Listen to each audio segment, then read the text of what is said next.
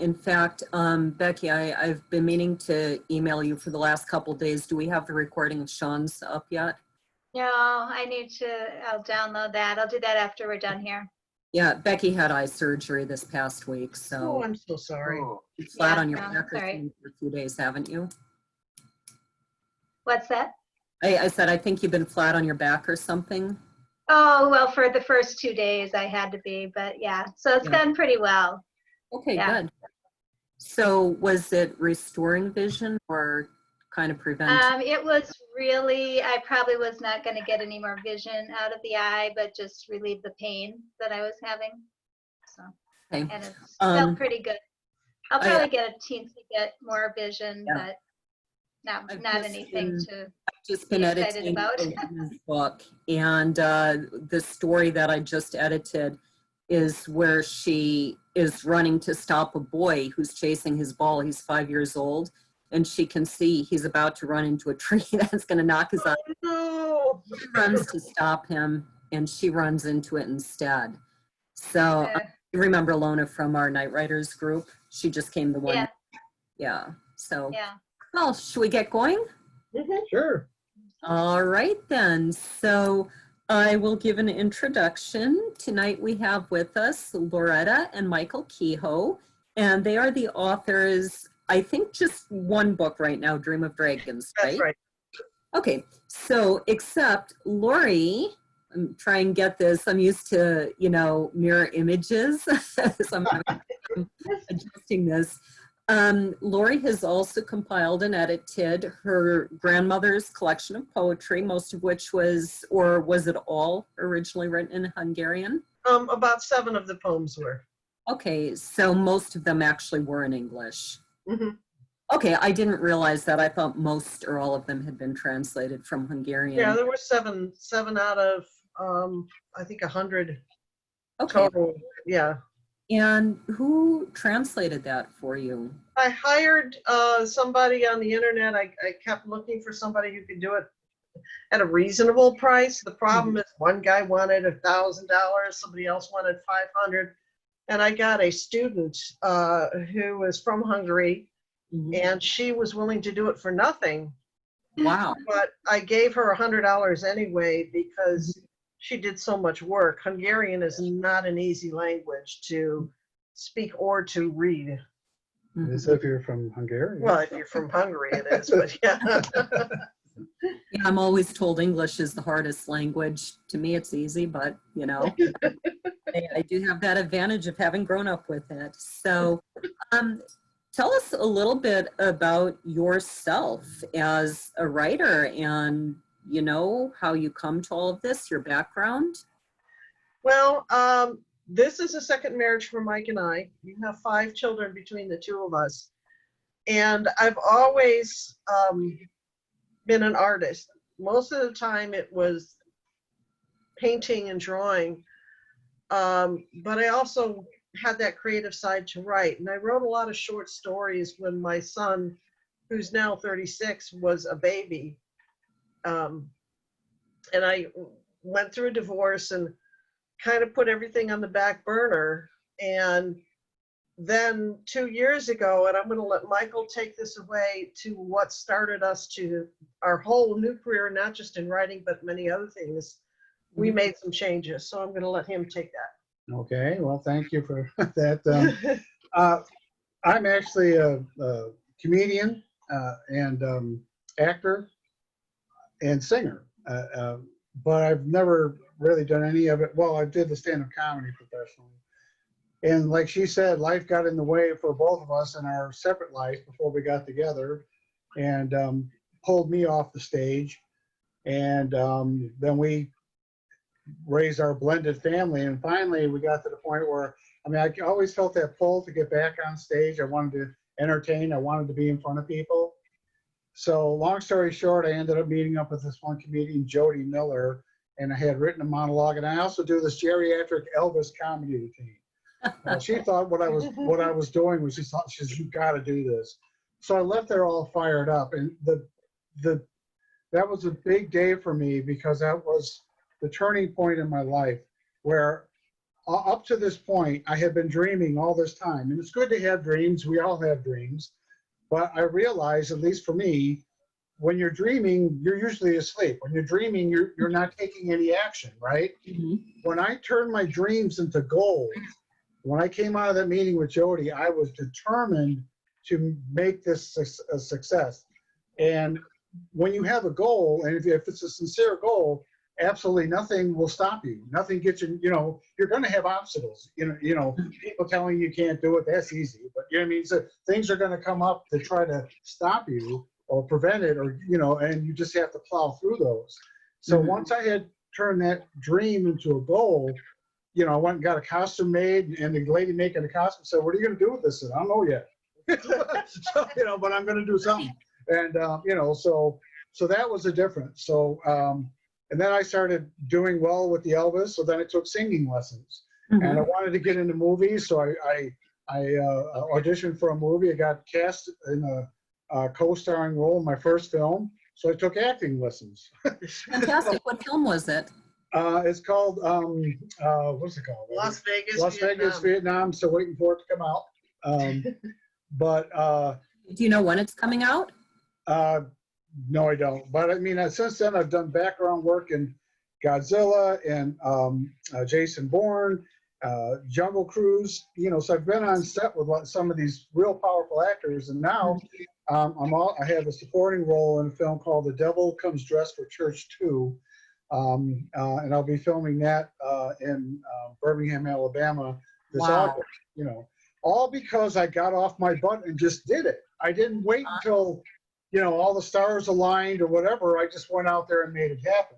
Well, now Laurie's like, I want to write a book. I've always wanted to write a book. So write it. So she did. She wrote it. Because this was in her heart and soul for all these years. I had written a short story about this story when I was writing when my son was a baby, and it was actually from a dream.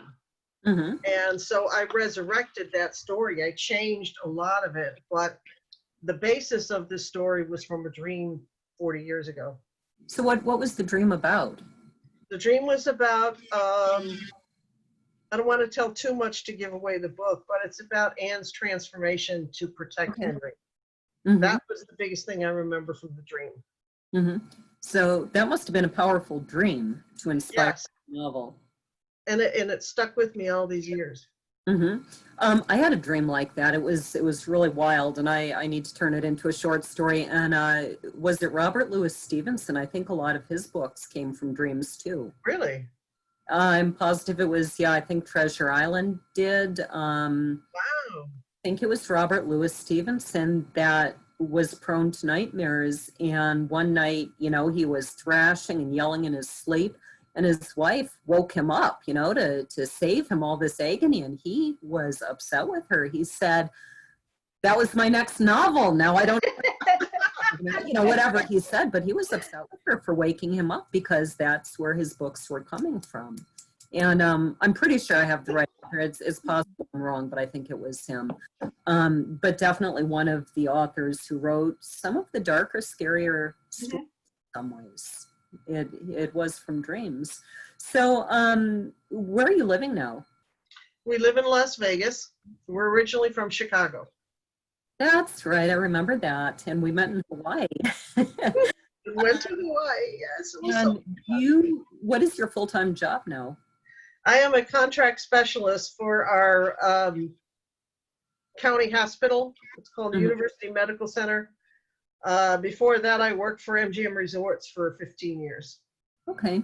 So what got you into writing? You only started, when your son was a baby, and then you took a long break? Yeah, because of going through a divorce and trying to raise my 2 children by myself. And then Michael and I got together, and with Michael and I, he had custody of his 3 kids. I had custody of my 2 kids. So it truly was a blended family, and it was very difficult for many years trying to raise 5 broken children. And so you got back into writing. I knew about Dream of Dragons, about 6 years ago, I think we first talked maybe in 2014. Yes. Okay. And so you started writing it, what, 7 or 8 years ago or a bit longer? No, probably about then. I wrote the book in about 2 months. Really? But then once Michael got a hold of it and I told him to write his part, then it took a lot longer for us to develop the story more. So it took Mhm. about a year total before we finally finished it. Mm-hmm. Yeah, it was, she asked me just to read the book originally, just give a male perspective. And in all honesty, the storyline itself wasn't any, the type of book I would seek out on my own. You know what I mean? And when I read the first chapter, there was so much, I found it hard to read for me personally. Not that it was a bad book, but so, and I couldn't help myself. I had like input, like dialogue and stuff like that I put in there. And I actually typed it in the margins and read, and then I stopped after the first chapter. I said, honey, you know what, this book is not, I said, if I go, if you ask me to read this thing, I don't want to, I thought I'd be insulting to her. You know what I mean? Because I was putting stuff in there. So while she read what I wrote, she goes, oh my God, this is great. You got to finish. But I was in acting and I was working at my day job at the time. So, and for me, not, I didn't have the benefit of having dreamt this 40 years ago. I was reading it for the first time. And for me, writing with anything, my comedy or anything, I get inspired and stuff just kind of flows out of me. Does that make sense? I can sit down and produce something, but but when it hits me, and then I can't stop. I can't keep it inside. So I would do that. I would read this. I would contemplate it. I would think about it. Then all of a sudden, I would have these spurts of inspiration, and be in the middle of the night or first thing in the morning, and I would be there, and I'd be typing for hours, and like it'd be a Saturday morning. She's coming down 10 o'clock. Why don't you wake me up? We missed breakfast. So, and I'd been there since 5, and I didn't realize 5 hours had gone by. So that's how it is for me. I can produce something, but doesn't necessarily mean it'll be good. So. And I love it when that happens. Years ago, when I was about 22, 23, and I was writing my first novel, which I haven't published, I had turned our walk-in closet into my office. I put a desk in there and the computer.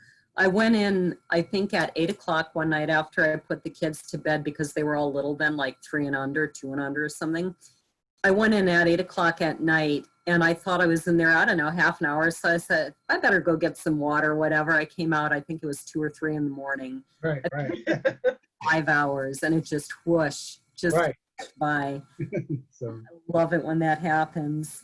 So I'm interested in your comments about your first impression of the book and what was it about it that you found unreadable, that you changed? I don't know, it's just, I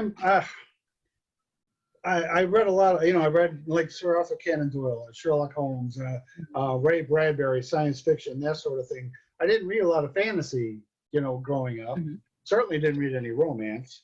I mean, so, and the first chapter, it just didn't really wow me, so, and she had told me about the story of the book, so I was thinking of it more of just as, and again, not having read any romances, but, just, it's going to be a romance novel, so I didn't really think I'd be interested in it.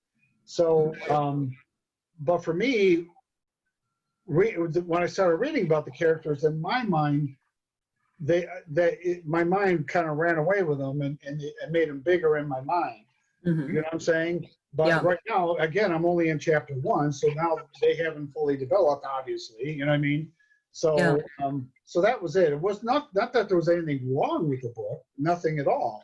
And once I get into it, it was like, wow, this is really great, and I was really glad I could put my humor into it, or my, I had a lot of fun, expanding on the characters in some ways. Like Heidi was my favorite. A lot of Heidi is him. Yeah, so I had so much fun doing that. And I mean, I got a younger sister, so there was that dynamic, you know what I mean? Growing up, so anyway, so I was able to to feed on that or use that. So that was it. So again, it was, if you had just told me about this book on the shelf, I probably would have like, okay, that's not, give me something with more action in it or horror. I read a lot of horror growing up, Alfred Hitchcock, stuff like that. So but that's why at first it wasn't. I just wasn't into it. Yeah, that's one of the things I've liked about editing and being in my writers group is that I get exposed to books that I never would have picked up otherwise. One of the books I've published, I'm actually supposed to be doing 2 more for this author, but he hasn't sent me the manuscripts. They're horror, and Keith Ferrario. I never would have thought I wanted to read horror. I had this image of it, but when I got into the books, I found out the whole genre isn't quite what I thought it was. And so by the fact that I was kind of, I don't want to say forced, but because of what I do, I was exposed to something I never would have picked up. So Sean, I'm curious, how did you come across A Dream of Dragons? Because you and Laurie have been for a long time. Yeah, gosh, you're gonna have to help me out a little bit, Mr. and Mrs. Kehoe. I believe, did we just connect on social media because you were looking for beta readers? Yes, I think so. And then you had told me about your book. And so we started, I think I was saying I wanted to exchange books. I think that's what it was, yeah. And then I was privileged enough to get to read the unpublished draft of A Dream of Dragons. That was a lot of fun to get to read that as an unpublished book and feel like you're almost get it before everyone else. And yeah, I really that's how we met. That is it. It's been so long it's hard to remember. But what's really cool is because of you guys, I got in touch with Gabriel's Horn because I didn't know Gabriel's Horn existed, and I was looking for a publisher. So small world. What was your first impression of the book, Sean? I really liked it. This is a genre I do like. I'm kind of like Mike. I don't read a lot of romance, but this had enough fantasy in with it that it made it palatable to me. So I really enjoyed it. I liked the pace, the action, without giving too much away. I don't know how much you want me to give away, but I really liked the fact that the main character in here goes into the story like a baby. She knows nothing. And you guys did a really good job of making it believable that she becomes a person throughout the story. I really like that. So that was what really drew me in. Were you able to read the book, Becky? No, sorry. Haven't been doing much reading lately with my eye. Dealing with eye surgery, yeah. Yeah, that's a shame. How has the book changed, Sean? Because you've probably read several versions of it as it's gone through a lot of editing and different people working with it. Yeah, I haven't read the Gabriel's Horn version yet. I do have the Tate publishing, and I started out reading the original manuscript. And I hope I helped tighten up one thing that I think a lot of authors have a problem with, or at least I do, is I tend in my drafts to overwrite and then cut down. And I think that's what that's what I picked up on maybe as something that could be improved upon when I was reading it. It had some overwriting in it. But once you tightened up the script, and once you had it, like I said, I haven't read past the Tate publishing version, but it was a lot better in that version because a lot of that had been tightened up. So yeah, it's turned out being a really good book. That was one advantage I had, is not just Sean, but and you, Laura, I had several authors who read the book, published authors who read the book and put their comments to help me get through it.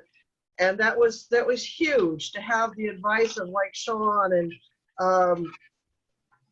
Chris, can't remember his name. Chris Powell? No, him too. Okay. But yeah, because he actually did one of the covers for it, didn't he? No. I'm thinking of your book, Sean. Chris did the cover for Hell on Earth. Oh, okay. Yeah. And that has sort of a dragon on it too. So Yeah, it's very similar actually. I mean, it's not identical, but it has the same overall theme. Yeah. yeah. Yeah. So I had that advantage of having people like both of you and other published authors to help us mold it into something better. And then, like Michael said, what we do everything backwards. And he started singing, then he took singing lessons, he started acting, then he took acting lessons. We wrote the book and published it, then we took writing lessons. Mhm. Yeah, you who is it you've worked with? Jerry Jenkins. Sorry, I say that. Oh, Jerry Jenkins. That's right. Tell us a little bit about studying with him, and maybe for our 5 million listeners, you know, who is he? Jerry Jenkins is the co-author of the series Left Behind. There's 20 some books in the series. He wrote it with Timothy LaHaye, and it's about the rapture and the last days. And Jerry is an author who's written about 190 books so far. And The slacker. very, huh? I said the slacker. He's published about 70 million, sold about 70 million books. So he's he had offered this writing guild. It was a guild at first, and then he developed his own course called Your Novel Blueprint, and it was very intense studying, and he was very hands-on. He edited our first chapter. He gave advice throughout. We went to a seminar with him in Nashville last year. You know, got to talk to him personally, but he was very, very involved with his students. And then I also took a class with James Patterson on Masterclass. Oh, fantastic. And then another writing course with another Christian author who's also sold about 70 million books, and his name is Ted Decker. Oh, yeah. So, I've heard of him.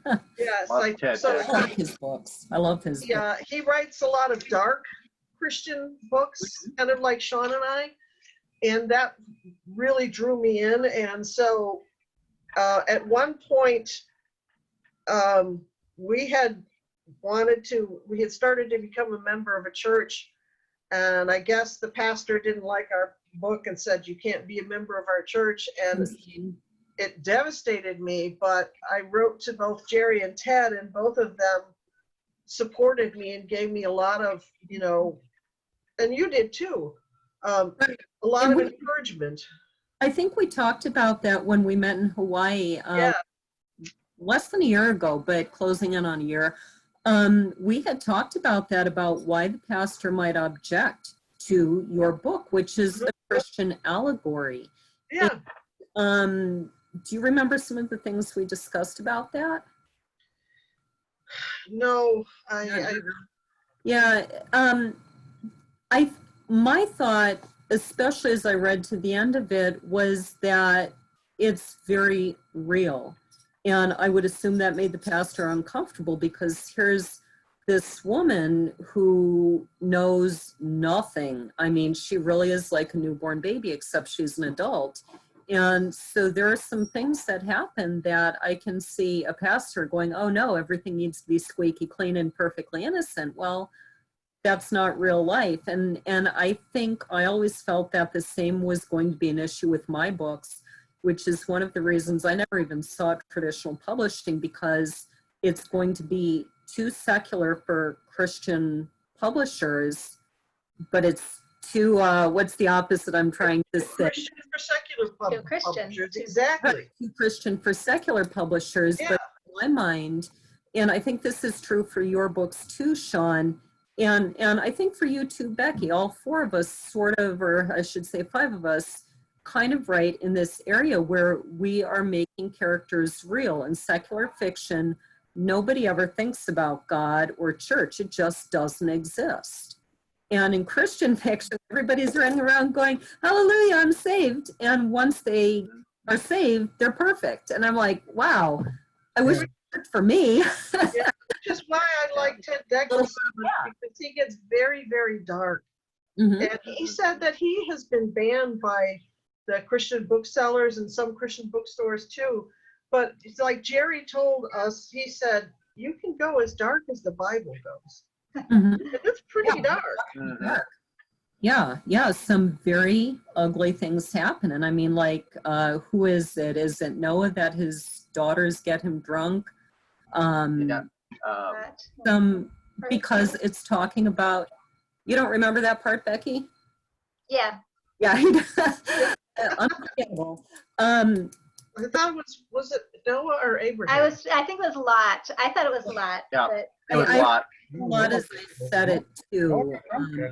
It happened a lot. it But happened Yeah. a lot. A lot. yeah, Yeah. so, Well, but my feeling was, I mean, Christians swear and Christians have sex. I mean, you know what I'm saying? You know what I mean? And when people ever say, well, you're a Christian, how could you have done this or whatever? I'm like, I'm not perfect. The only difference is I'm saved. yeah, I mean, Well, you know, so I mean, not that I don't try to be a good person, don't get me Yeah. wrong, but I'm not going to be perfect. If I, you know, I always say there's only ever been one perfect person that ever walked facing the earth, and we crucified him. I mean, so you know what I mean. So I mean, come on, you know, I mean, I'm doing the best I can. So Yeah. I think it people can relate on that level. Like you said, I don't have to be perfect, you know, because as a Christian, you know, we go through our daily lives, you know, and stuff happens, you know. Yeah, and Like I relate a lot to Sean. I'm on the last chapter of The Battle is O'er. And I have to tell you, this is my favorite series by far of any Thank series you. that I've ever read. And Sean is so real. And he does things he shouldn't be doing. And he doubts. And he's real. Mhm. And I really love that. Yeah, and you know, I've been really surprised. I was just discussing this with someone the other day, and I don't remember who, that I know a couple of people who will not read past the first chapter, and I've been surprised at the level of hatred readers have for him because, yeah, he's a real jerk at the beginning. Mhm. I was saying I went to college with a whole bunch of guys, you know? I listened to them talk, and frankly, I don't think Sean's that different from most of them. It's just that he's very upfront, and I, as an author, am very upfront about what's going through his mind. But you know, I listen to these guys, and I'm not going to say their names because, you know, certainly at least, you know, 6 million people will listen to this recording. But there were 3 guys who were famous for giving their booty report every Sunday morning, and they would use the public phones Oh, because it was the 80s, late 80s, and they would call each other up and they would trade stories about, you know, did you get laid last night? Yeah. And they would describe these women and they would, you know, and I sat with the trombone players because I played trombone, and they would kind of forget that I wasn't one of the guys, and they'd be sitting there discussing the girls they had been with. And, you know, I found out really quick my freshman year, all these girls think that, you know, I slept with this guy at a frat party, he's in love with me. I'm there the next day with the trombone players hearing what the guys really thought. And this is, you know, and I went, wow, they don't respect these girls. All they wanted was sex. And they don't care if the girl thinks that they're in love with her. So I was seeing it from 2 completely different sides. And that's part of where Sean came from, is this is just the way they were. And, you know, they were shaped by their culture. I'm not even criticizing. I'm just saying Sean is more accurate than I think most people want to believe. oh yeah, definitely. That's part of why I was surprised when I started hearing. And, you know, I don't think it was a bad thing. He is despicable in his way. I just don't think he's that unusual. But Henry, this is a bad segue. I was about to say Henry is the same way. Henry is not the same as Sean. He's much more honorable, but he's very real in that. He did his sheriff party. Yeah. He just kind of retreated after he did all this partying, and he ended up in the hospital after being too drunk to know what happened. Mhm. And Heidi told him, you know, stop that. Then he finally stopped what he was doing, but he dealt with it by withdrawing into himself, but he still was, you know, Had his issues. he still had his issues, and Yeah. he'd still pick up girls and Mhm. you know, didn't want to commit, have one night stands were fine for him because he was angry. Yeah. But I think he's very real. And I think that's part of what makes this a powerful book. He has doubts. He doesn't just wake up one morning going, oh, I see the light. Hallelujah. People don't. For most people, I think it's a gradual process. Well, it took a lot for him to finally turn back. I mean, you know, we don't want to give it away, but it was a pretty, physically, it was a lot that he had to go through before he was in a position where he had nothing left but to turn to God. And I think that's very true to life, that people don't turn to God until they hit rock bottom. Mhm. They don't need to, or they think they don't need to. So is there anything of you, either of you, in these characters, and in which one, if there is? There's a lot of the doubts that Henry has were a lot of things I felt. There's a lot of other people, like there's my father. My father was a Navy guy. That's where the Navy comes from. My father was an artist. There's a lot of Michael, you know, the loving animals. I don't know how much of it was me, except maybe the doubt and, you know, some of the anger.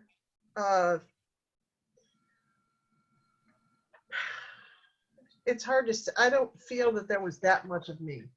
Mm-hmm. Do you feel like there was much of you? Maybe more of you and Heidi. Well, no, more Henry. I really, I found that after doing Henry, that whenever anything got changed, like with his dialogue or anything like that, I was taking it personally. Because I really got into Henry. So there's a lot of me in Henry, a lot of motivation, you know, and so on.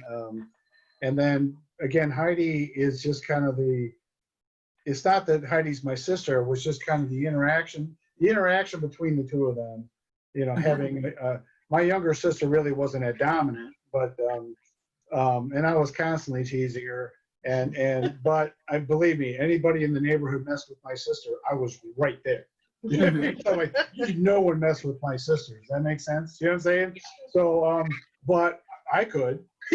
So I give her a hard time. Well, you know, but we loved each other. We do love each other very much, and so on. So that dynamic was a lot of fun for me. I wanted to make it fun for the readers. You know, hopefully they could relate to that in some way, hopefully in some level. But there's a lot of, you know, she wrote Henry, so there's Henry, but then I put a lot of the humor in Henry is me. So, you know, you said that she first gave you the book asking you for a male perspective. Do you feel that when you first read through that you looked at Henry and went, this isn't quite what a guy would say or do? Definitely. There were times, and I didn't read it. I purposely didn't like read it through, then go back. Just like I did with the first chapter. As I would go through it, I would do it each chapter at a time, you know, so I grew with the characters, if that makes sense. You know what I'm saying? It was the same, you know, that whole dynamic was real for me because I got to be one of the characters, you know, actually almost all the characters, but especially being in the Henry. So that's one of the reasons it took so long. I didn't want to get ahead.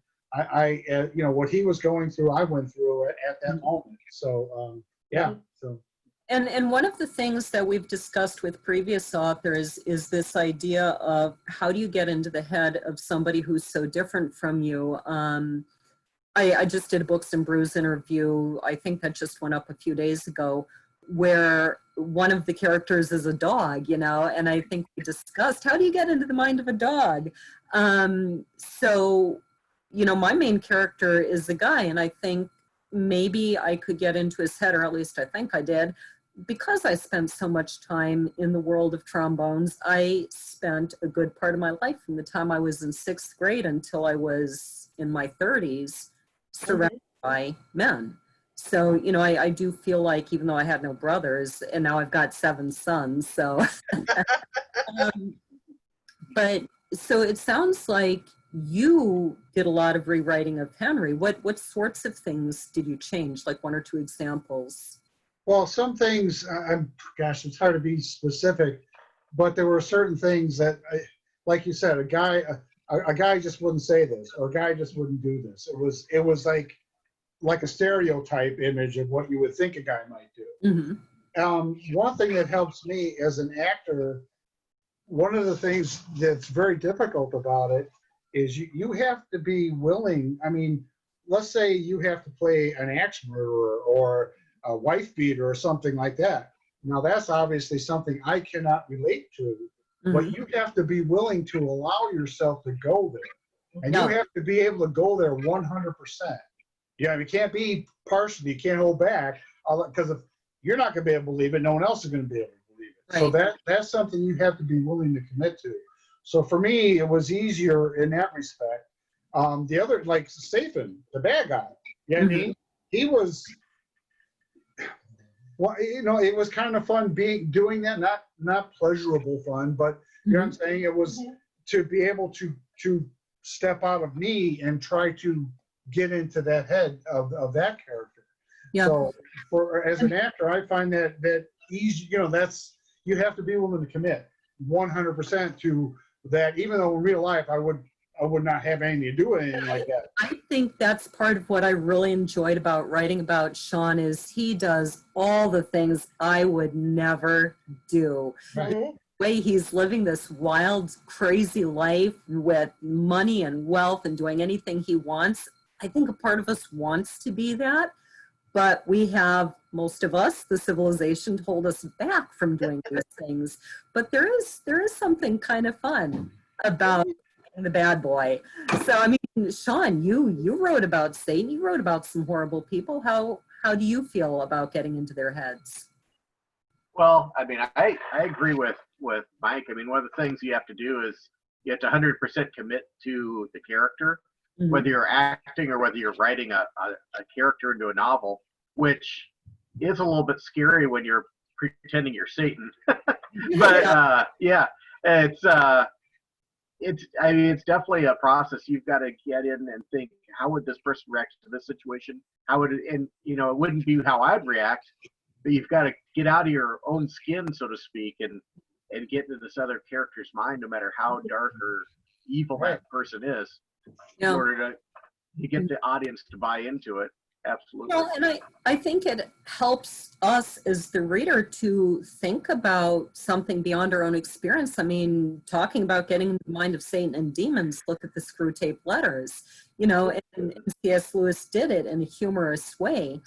But I think it's been a powerful influence on millions, if not billions of people to say, oh, is that maybe what's going on? Maybe I should think about it from a different point of view, because it enlightens us and changes how we view what we're doing.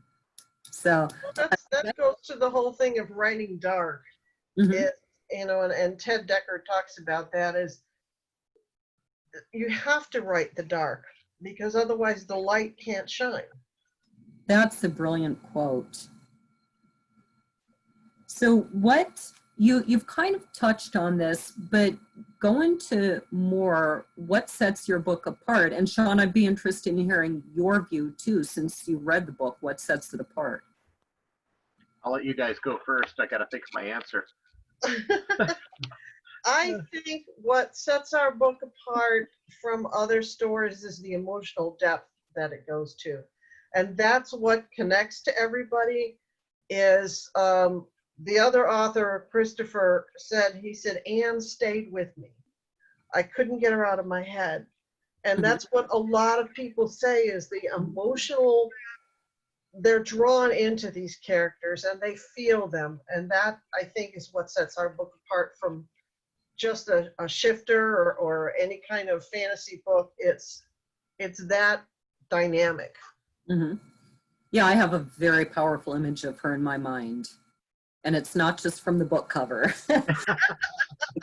Yeah, it's a powerful image. But you know, what's so brilliant about that picture you found is that's largely how I did imagine her. And you found a picture that just suited her. But even before I saw that, I had that strong image of her, and not only her physical beauty, but that internally, she has such a beauty of spirit to her. She is memorable. I think one of the things that helps set our book apart is, again, doing everything bass backwards like we did. You know, I didn't follow the rules because I didn't know what they were. You know what I'm saying? So there was nothing inhibiting me into just writing. You know what I'm saying? Just raw, getting it down there. And even now that I've taken some writing lessons, and there's certain rules and technicalities and stuff like that, but even that I take with a grain of salt. I let the creativity come out and not worry about trying to fit into somebody else's rule or dynamic or whatever. Just be yourself. Yeah. I think that's what helped our book. Yeah. We have done Bob Miller's book. I believe we did The Smart Kid. Is that right, Becky? Right, yeah. He's a huge fan of Katie Weiland, who writes books about outlining your novel and is very focused on pinch points and plot points and, you know, where everything should follow what percentage of the book through. And I've enjoyed reading that. I've enjoyed trying to put some of my work into that framework, but I do also think that some books just are not going to fit that framework. And I'm not sure my writing would, but it's an excellent framework, but sometimes you do have to go off that path. And you've had time to think of your answer. Yeah, it's so much, it's hard for me to narrow down what makes your book different. But one of the things, I guess you guys kind of hit on it, but you've taken a lot of the rules that supposedly is what makes a successful novel. You bent them, but you didn't break them. And I guess that's what I liked about it. Like I mentioned earlier, I liked how you took something, you know, really almost everything's been done to one way or another.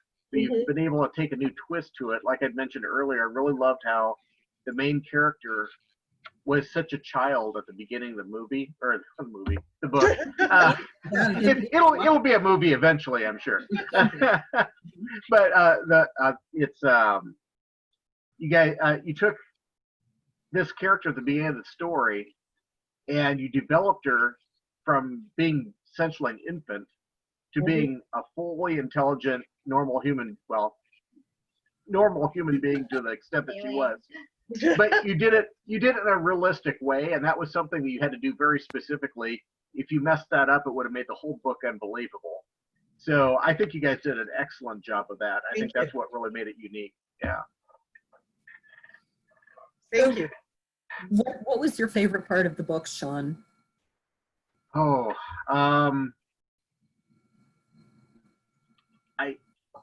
I'll be honest, I'm trying to remember. I mean, I haven't read this book since about 2016.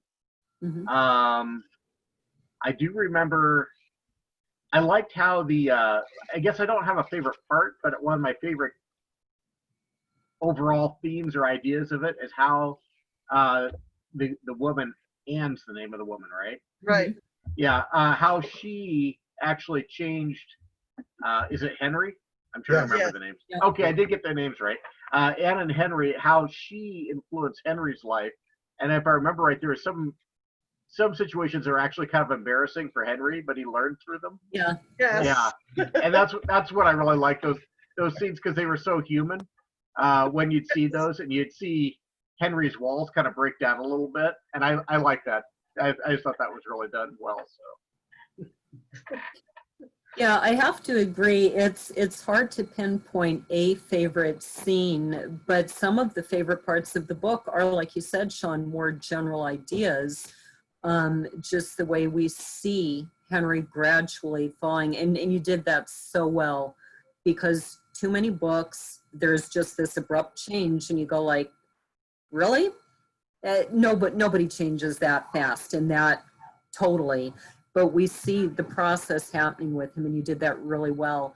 You know, I like the part where she's drawing, and he's just amazed to see how she learns to draw fast. I love watching her paint these images of the things she's seeing in the dreams. I love seeing Henry grow from this, just as you said, the walls are all up to the point that he really lets somebody in and lets himself care about somebody and takes a risk again. Michael has a saying that prompted me, and when I started the book that I remembered, that is that, like a horror movie, if you don't care about the characters, you're not going to care about the story. You're not going to care what happens to them. Exactly. So when we wrote the characters, that was foremost in my mind, is that you need to care about them, and you need to care about them right away, so that you'll follow what happens. Mm-hmm. One of my favorite things to write was when Henry had to go shopping for Oh, Anne. yeah. For what? For Anne's feminine Anne's- needs. Yeah, Oh, yeah. yeah, and putting Henry through that torture, that was fun. But anyway, Yep, men the world over. What did you find the most difficult to write?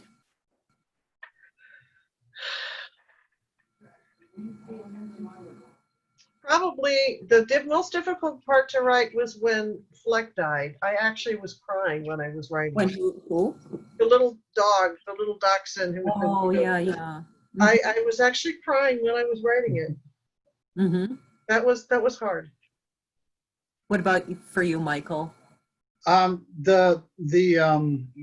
when the intimacy between them, that part, I'm more of a, I'm the humor guy, so it was a lot of fun, the interaction between Henry and Heidi, and and like I said, when Henry was, because Anne was just Anne is like the little kid, like when you have little kids and you're not careful what you say in front of them, and then you repeat it in front of other people. You know what I'm saying? That was kind of the way I approached the dynamic between Henry and Anne, because she would just be so innocent and childlike in some ways, and then it would just embarrass him, which was fun to do. So. Mhm. But the difficult part was the intimacy between them. Where for me anyway, to write that part, like I said, the romance part of it was kind of hard. So. I can see that for being more into comedy. Having done some of the editing, I found the most difficult part, again, avoiding spoilers, but Henry is pushed more and more into letting his guard down and turning to God and letting himself love again, in part because of what's happening to Anne. Right. And really, truly horrific things do happen at the end of the book. Toward the end, speaking of dark, I found that very challenging to write it in a way that maybe portrayed how horrible it really was without crossing a line into just, possibly turning the reader off, without getting too graphic. It's hard to walk that line. Yeah, that's one of my difficult things too, is walking that line and not letting myself go past that, and it's nice to have you and Michael to help keep me in check so that I don't let my imagination go beyond that point. Yeah, and it's easy to let the imagination go there, and in a way, as a writer, maybe it really should, because again, as we discussed, writing things that are real and not sugar-coated and not silly fantasies of what life is like. For, I don't know, somebody who hasn't actually lived, I don't know. But yeah, that's a hard thing to do. What was your favorite part of the book to write? His favorite, he said, was, you said the I said the right off the bat, when Heidi first comes in and starts giving Henry a hard time over what he's doing. So yeah, the dynamic between Henry and his sister was my favorite part. So my favorite part.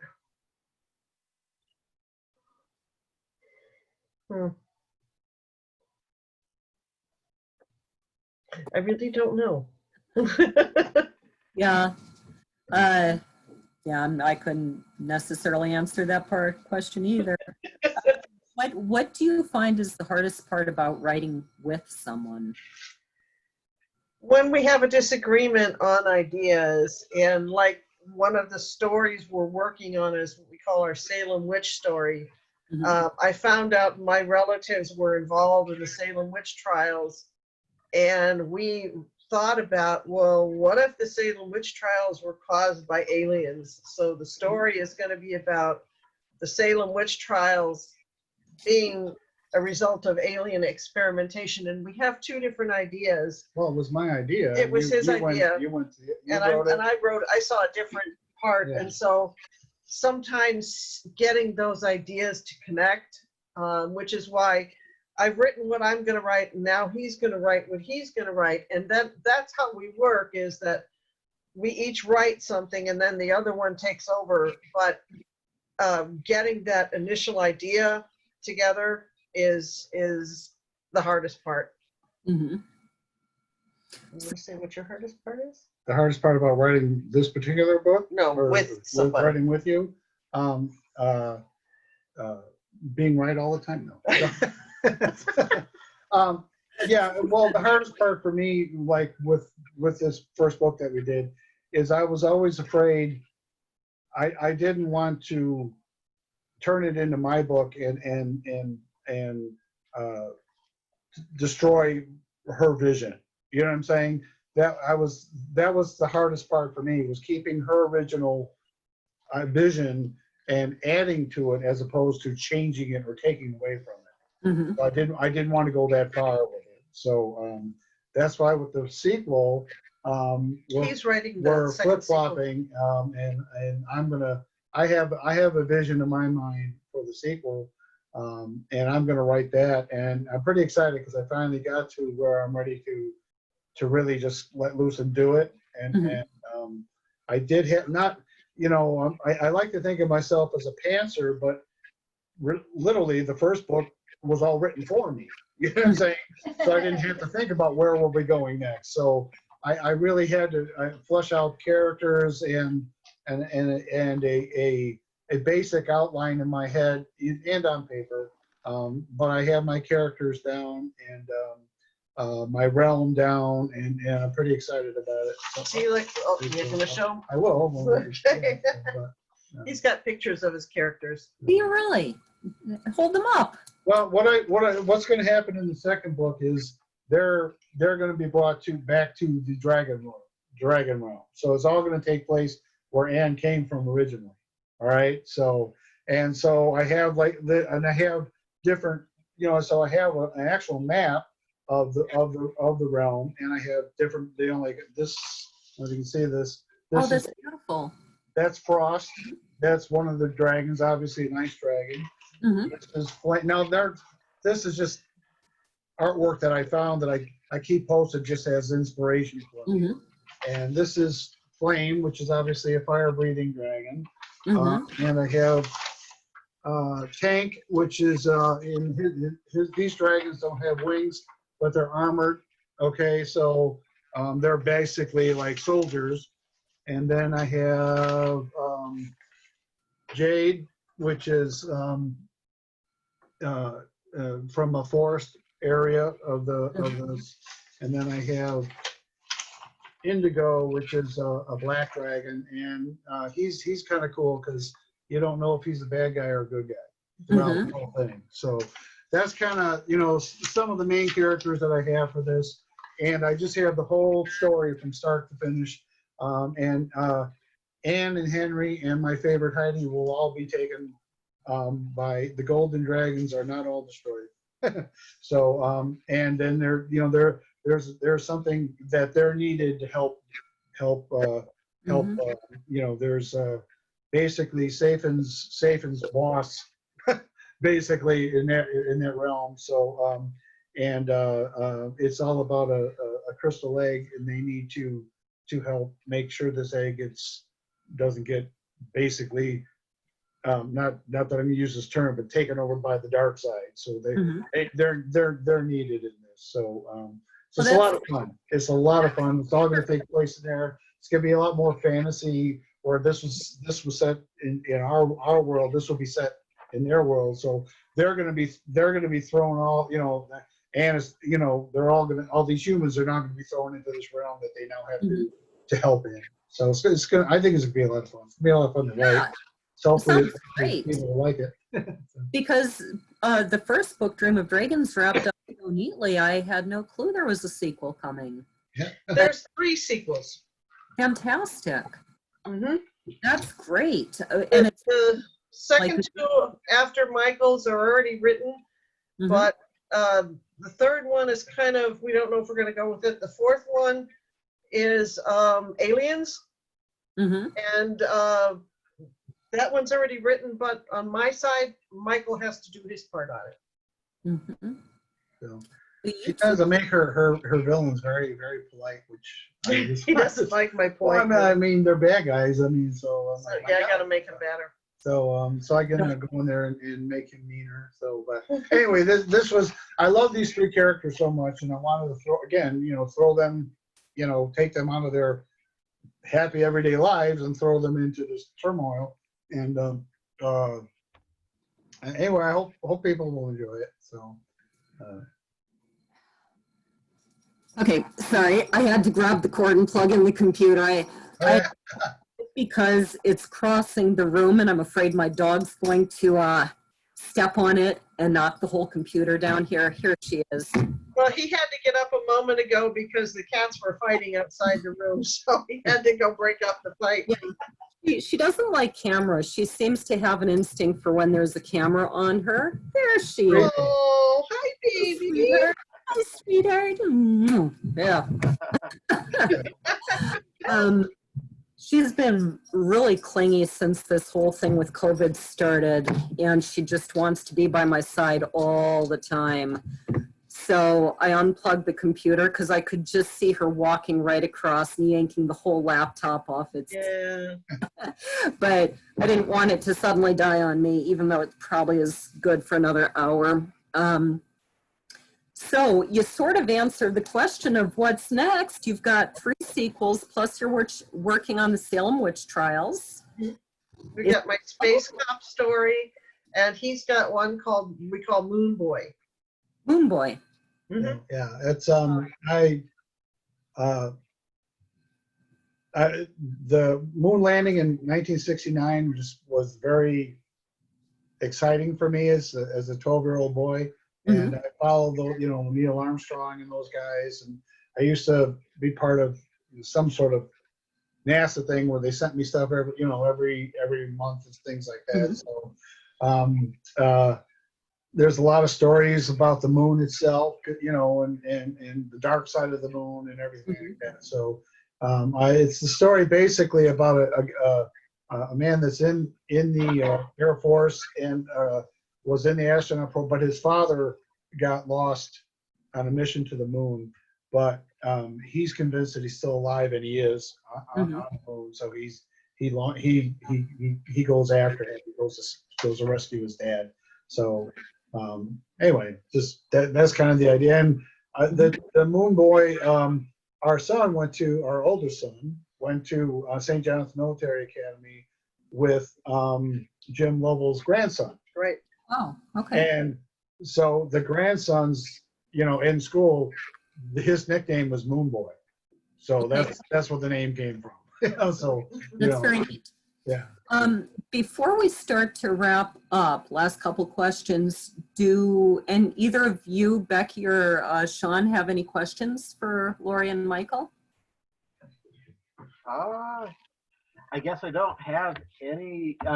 My questions were going to be what you guys got coming up next, but sounds like you've got a good series on the Dream of Dragons, so I'm going to be very interested to read those, but I don't have any particular questions I could think of. Okay. Great Yeah, listening to everything, though. Yes, thank you. And great having you on. Because I would just say, I appreciate both of you. And Becky, I look forward to reading yours. thank you. I was just going to ask in terms of the team writing. So, were there like times when you got offended at the other person, or yeah?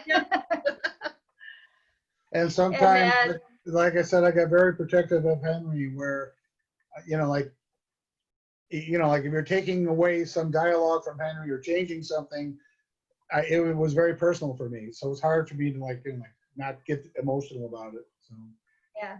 but, Yeah, I would think that would be tough. Yeah, Yeah. it is. There's time where, you know, we step on each other's toes. I mean, Yeah. as husband and wife, we're going to do that, you know. So, you know, but I would, you know, the bottom at the end of the day, it was like, this is your story. It really is her story, you know, that she wrote. So I would, you know, I would have my say, but I was always bow to her final decision, because I wouldn't, you know, I mean, I don't want to take her dream and make it mine. I didn't want to do that. I wanted to help it. I didn't want to change it. Mhm. So she had kind of veto power. Yeah, I have to veto. And willingly, I willingly gave her that. I mean, because she needs that. I mean, it's her story, you know. So Yeah. Like this That's next cool. one would be his. He'll have the veto power. right. So Yeah. And I think that's really key, is that willingness to hand over the ultimate authority to one person, because I think all of you know that I co-wrote a book called 221 BC with Kendall Price. And it was his story, and, you know, it was always, here's what I think, but it's your book. exactly. You know, and he was very open to also, I trust you, whatever you think. So because both of us were so willing to just listen and say, you know, what do you want? It really went very smoothly. Last two questions. What advice would you give new writers? Two things. Don't give up. Don't get discouraged. And don't just think that you can write. Take advantage of the classes and the teaching, and professionals like you and Sean as beta readers. Learn, you know, like taking the classes that we took was huge. Mm-hmm. So hone your craft and don't give up. Yeah, I think that's really, really important. I've done some beta. Well, I'm sorry to say I've read some published novels by people because it's so easy to self-publish, and they should have gotten a little more input. All Yes. good stories, but the craft needed a little bit of work. So how can readers get in touch with you? Both of us have a website. Mine is www.lauretta, Lauretta, Kehoe, Kehoe.com. And Michael's is Mike K Entertainment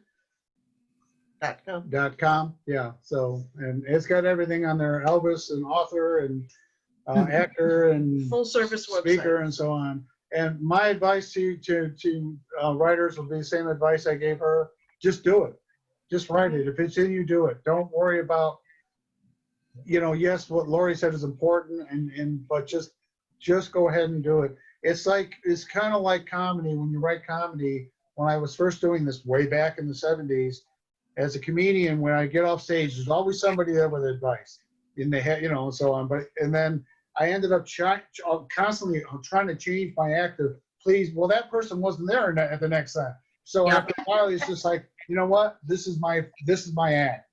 Yeah. Some people are going to like it. Some people are going to hate it. Some people aren't going to care less. You just have to be true to yourself. Yeah, I mean, and then just do it. Just get out there and do it.